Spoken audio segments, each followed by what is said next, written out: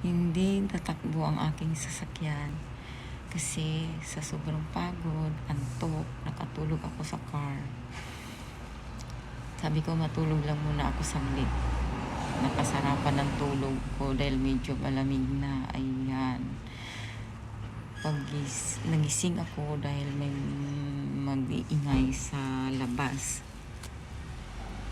Naririnig ko kasayahan sila. Sumakay ng sasakyan katabi ng aking kuruma. Ayun, nagising ako. Pagising ko, pinaandar ko. Ayun, umandar. Kaya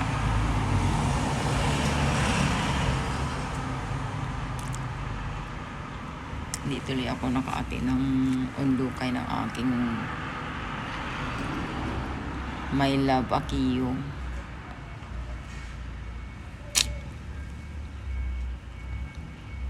Napaka-importante pa naman.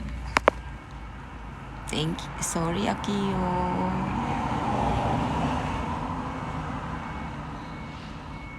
Send me a picture and video, ha. I love you.